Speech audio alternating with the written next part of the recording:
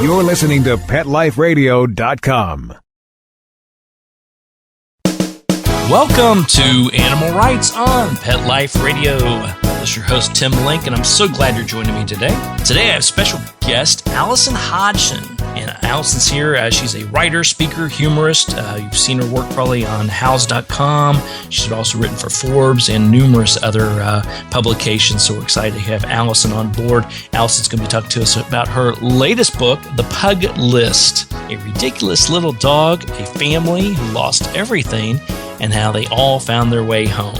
So we're interested to find out more about the book, find out more about the wonderful main character, we'll say, in the book. We'll keep that hidden. And then also want to talk to Allison a little bit about her writing and her writing styles and what she goes through her processes. So we're excited to talk to Allison about that. So everybody just hang tight. We're going to come back right after these commercial breaks. You're listening to Animal Rights on Pet Life Radio. Sit. Stay. We'll be right back after a short pause. Well, 4 to be exact. It's hard to find time for your furry family member. That's where Camp Bow Wow comes in. All-day play and overnight camp, daycare and boarding for dogs. Everything is included. Large play areas for fun and exercise. Spacious cabins, comfy cots, even live camper cams to watch from a computer or smartphone. Camp Bow Wow offers the best care and is the place to go where a dog can be a dog. For locations and more information, visit campbowwow.com. Yuppie Puppy City Kitty provides pet lovers an opportunity to earn up to 50% commission selling our premium pet products. Advocate Gina Brick says, the opportunity to share such a quality product line with other pet lovers is amazing. The support of the Yuppie Puppy City Kitty family while working the business is a true gift. Mention special code PETLIFE when you enroll today and receive 3 additional products free. Find us at www.ypckpets.com. That's ypckpets.com.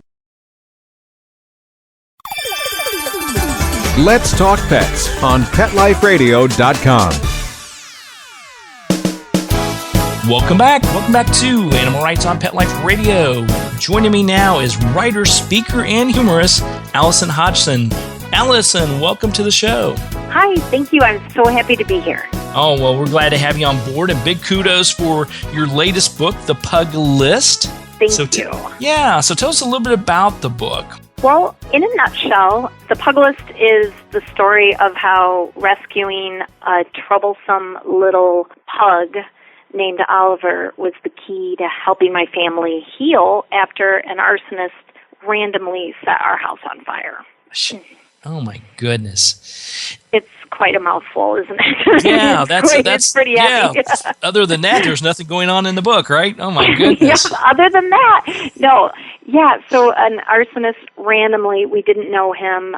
He set our house on fire while we were home and in bed, and we escaped with the clothes on our backs. And the short story is, any house fire is a devastating experience, and arson, it's a crime. Adding that level of crime, it leaves a mark, and there's trauma, and it took us a really long time to heal. And so while we were rebuilding, we talked about rescuing a pug before the fire, and then after the fire, it was like, oh no, we already had a dog, a big black lab, and I was struggling just to take care of myself, let alone the kids, let alone the dog, let alone rebuild. And then I thought, no, it wasn't meant to be, I guess, adopting a pug, even though they're adorable, wonderful dogs. But my youngest daughter, Eden, who was 7 at the time, didn't get that memo. And so she began what I called in the book the relentless, capital R, campaign, capital C, where she just worked and worked and worked. And spoiler alert, she got her pug. I always find out in life, and you should learn this lesson by now, but I've learned it over and over again, and I still am learning it. But yeah, animals, here it goes in life. It's animals, kids, and spouses, especially of the female persuasion, tend to win out. That's sort of, and maybe not in that order, but somewhere, yeah.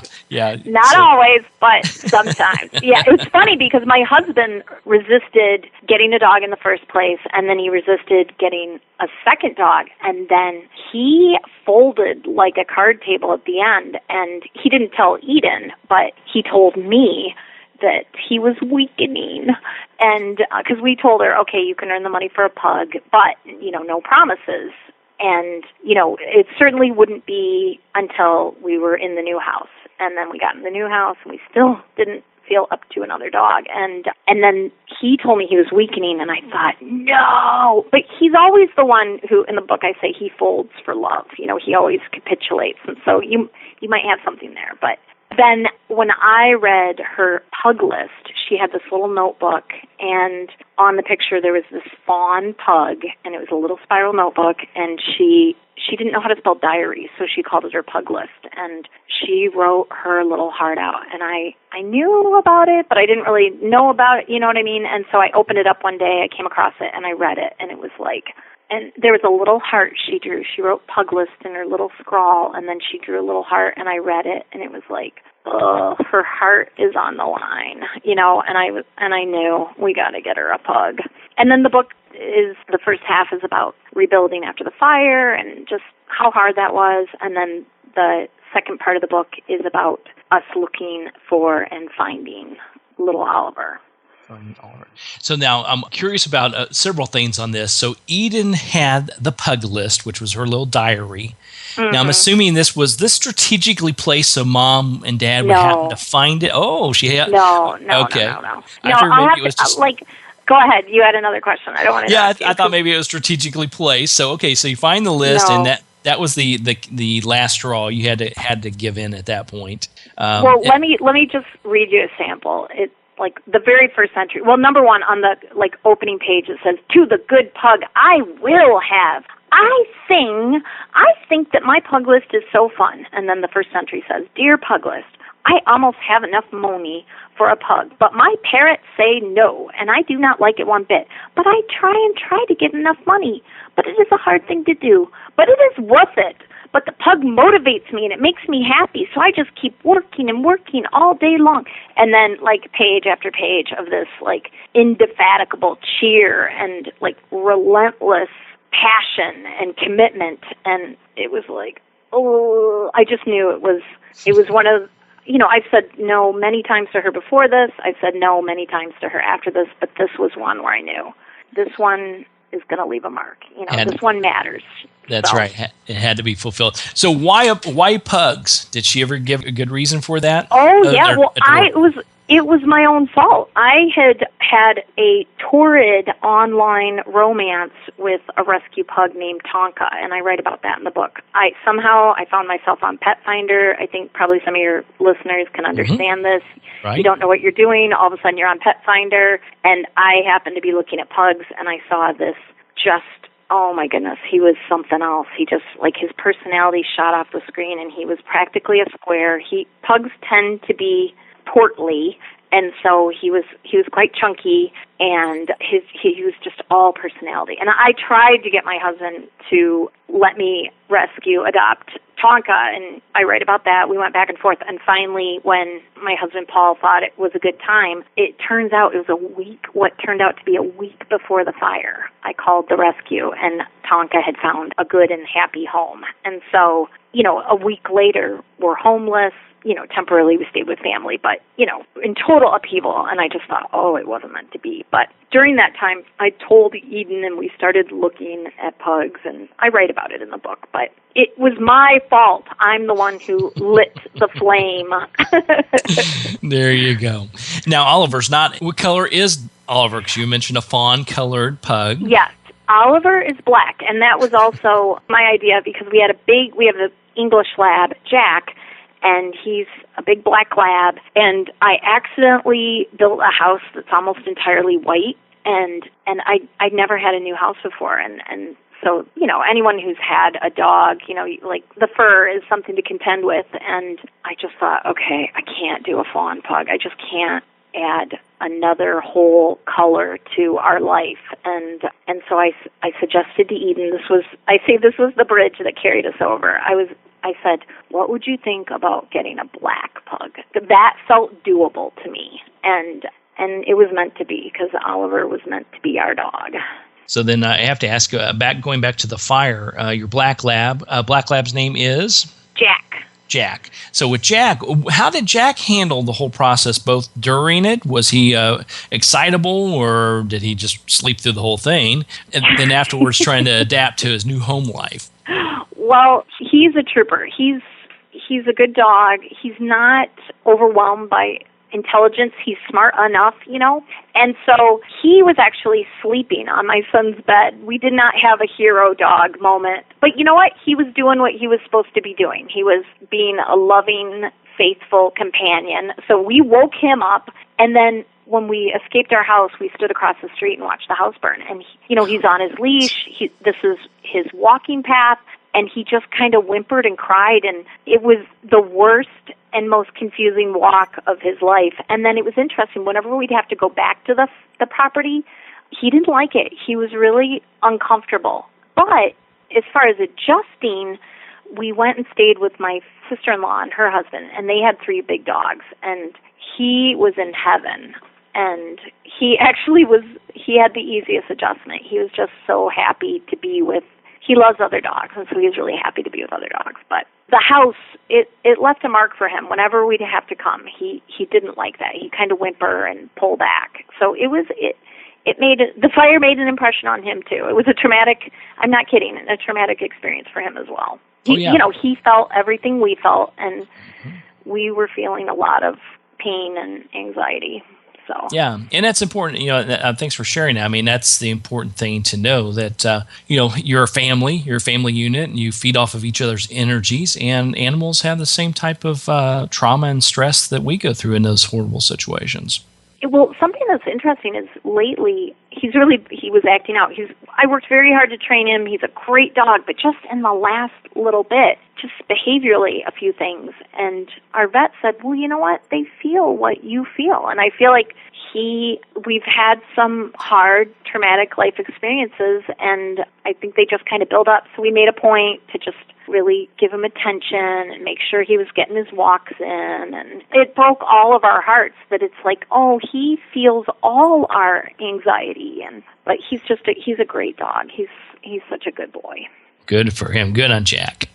All right. Well, listen, we're going to take a quick commercial break, and then we'll come back with Allison Hodgson, talk to her about her book, The Pug List. But I want to talk to her about her writing skills and her habits and the things that she does as a writer. So everybody hang tight. You're listening to Animal Rights on Pet Life Radio. Sit. Stay. We'll be right back after a short pause. Well, 4 to be exact. Everything we tried failed except the Dinovite. The standard run-of-the-mill tests and treatments. Cortisone, antihistamine, multiple creams, antibiotics, spray, multiple prescriptions, steroid injections, sprays, shots, antibiotics, steroid cream. No results.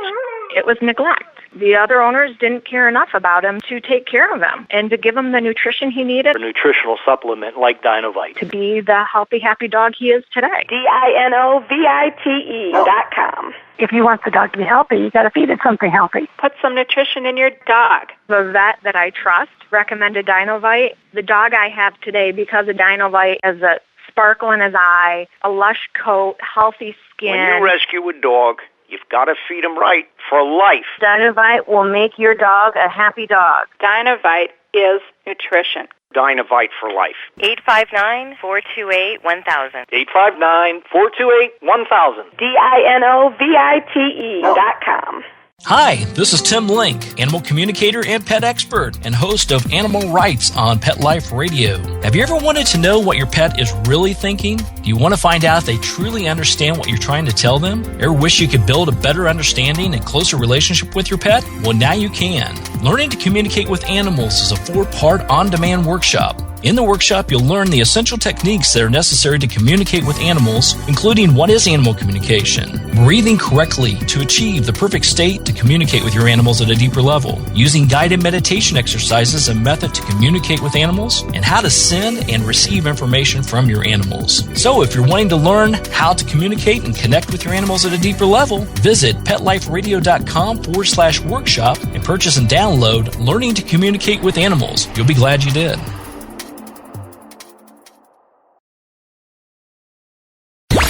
Let's talk pets. Let's talk pets On Pet Life Radio. Pet Life Radio. PetLifeRadio.com. Welcome back. Welcome back to Animal Rights on Pet Life Radio. I'm here with writer, speaker, and humorist Allison Hodgson, talking to her about her book, The Pug List, a ridiculous little dog, a family who lost everything, and how they all found their way home. So now I love the book, and I love everything. I'm assuming it's happy endings, though I'm assuming you're still adjusting even to today. Yeah, well, something the ending is complicated, but the wonderful thing is Oliver is still alive. But the ending of my book, I think, is a reflection of life, and that after the house fire, it's not like we were exempt from hard things happening. And I write about some of the hard things that happened to us after the fire. But at the end of the day, we've got that funny little smush face guy, and he's doing great, and he's just been such a source of comfort and healing, and everything changed when we got him. There you go. So it's meant to be. It was meant to be. He and Eden, it's like something out of a storybook if you ignore him growing up in a puppy mill and her having someone set her house on fire, but you can't. And so it's a complicated, but the way they bonded was just so beautiful, and it just was incredibly healing for her, which anybody, any animal lover, they understand the healing power of animals. Yeah. So let's talk about the writing styles, because obviously you've written for a lot of different publications, and, you're a professional writer at heart. Tell us, first of all, how did the book portion come about? Did you realize, hey, I got a great story and someone needs to hear this? Or is it something that was last minute, somebody told you that, hey, you ought to put this down in the book? No. I had been working on a book before the fire, and that just kind of... I just set that aside after the fire. And to be honest, now I look at it and I realize it was communicating to me that it wasn't working. And so then, I had some freelance writing I was doing, and then it's kind of a convoluted story, but a project led me to a project, and then I'd been asked to write about a cat, and while I was writing about that, just something kind of clicked in my brain. Oliver, if Eden's not here, he's usually with me. And so when I'm working, he's usually in my study at my feet. And something I thought about with usually when people write about an animal, when they come to write about an animal, the animal's gone. And so you go into reading an animal book and it's going to break your heart. And and I just suddenly saw the way he was woven into our story of rebuilding, and I just had this epiphany, the dog is still alive. And I just, he's there blinking. And I thought, okay, I can set aside this book I'm working on about a cat who died 20 years ago. That can keep. And I was a little bit nervous that I was being flaky, and, writing is kind of like a new relationship. A new book is a new project, and the beginning is exciting, and then slogging through and actually finishing it is hard work. But I had a feeling this was it. And then it really is an amazing story. And one of the metaphors that comes up in the book is about the dog being alive or the dog being dead. And so it's interesting to me sometimes how your subconscious clicks onto something you don't totally know it's there, and then you get to there. And so that was a beautiful realization. Yeah. Well, and I think it's, for most writers, especially when you're talking about publishing a book, you could start writing that book, and by the time the publishing house purchases it, the editors get through with it, et cetera, you could be 18 months to 2 years down the road. So there's, the animal you've been writing about may not still be alive at that point. And also the fact that, it's an ongoing cycle that when you're writing it, because, it's ever changing. So I always find it fascinating when even the books I've written and talking to a lot of authors is the fact that, you got to get it down on paper. If there's something that's exciting, something that you think is going to move you and move others, get it down on paper and get it out there as soon as you can, assuming it's in good form. Obviously, you don't want to release something that has a lot of typos in it, but you know what I mean. But even getting something down, I don't think anybody will ever regret writing something, because you've gotten it down, then you can realize the application, maybe it's not to be published, but even just writing something, you're building your muscle. And there's nothing I've written that I regret writing. Do you know what I'm saying? Because even if you don't end up using something, it gets you to another place where you're able to do something else. And I do think some of my, what could be called some of my failed projects, book-wise, they gave me the muscle to be able to write the Pug List, and I'm thankful. And I'm thankful. So now when you're putting together as a writer in general, do you often write stories and sort of set them aside as something that could be interesting, or write stories and pitch them around to see who's interested in it? Or is it more of someone contacts you, or you see an inquiry about a particular story and you write it at that point in time? For me, it's usually the latter, where it's either something specifically I'm working on, or there's usually a plan for it. But I got in the practice of writing by starting to blog about 10 years ago, like getting back into writing regularly. I'd written in school, but then I had kids, and I've always resisted writing. It's not something I've done freely, and I can do it easily, but I have to watch a lot of Netflix to write. I have to do a lot of not writing to write something. And I'm actually working on that, being more workmanlike and just goal-oriented, and because not trying to waste less time, but I tend to resist writing, and unless I make a goal, and if I'm really specific about, like, this is the story, I try to break down the story within the story, because then I can easily tell a story, but when I don't know the whole story, I can get bogged down. But it's like, okay, I know this little mini story. Like, I'm working on an essay right now, and it's like, okay, well, I don't know the whole essay, but I know this tiny little part of it. I know where the lady asked me for this, so I'm getting that down. And then I met that, you know what I'm saying? So then, and then my brain starts getting going, and then I usually know the next step. It's just forcing myself to do the little bit of work I know I can do. So that's something I struggle with, to be honest. Well, I wouldn't even call it a struggle. I'm not going to say it's a struggle here tonight, because two reasons. One is as I mentioned, I talked to a lot of writers and a lot of authors, and they all have their own unique way of going about doing things. But we hear often as writers that, you got to be diligent. You got to write something every day, write 5,000 words a day. I don't know of anybody that sticks to that. And the second part of that is sound like you write just like I do. I have to have a motivation to write, or a deadline. It's usually a lot like, it's like my studies at university. It's like, oh yeah, the test is tomorrow. I guess I better open that book for the first time, since I spent $300 on the book. Of course, kids nowadays will say, books, what are those? We don't we don't buy those anymore. But deadlines are magic for me. And I always am really impressed by my friends who work in the face of just without a deadline, and just because they want to write this novel or they want to write this story and they get it done. I really have a lot of respect for that, because deadlines are what keep me in my chair. Yeah, even if it's 4 a.m, the day before, the day it's due. That's right. It sounds like me as well. So then next projects, do you have other things in the works that we need to, you don't want you to share everything, but things you're working on, or do we have more ways to follow what's going on with Oliver? Yes, Oliver, we're both on Facebook. Oliver is on Instagram. He's The Real Pug Oliver. And my website is AlisonHodgson.net, AlisonHodgson.net. And we're updating constantly. And if you like the characters in the Pug List, i.e. my family, I do have a blog from 10 years ago, so like old stories people can go back and read.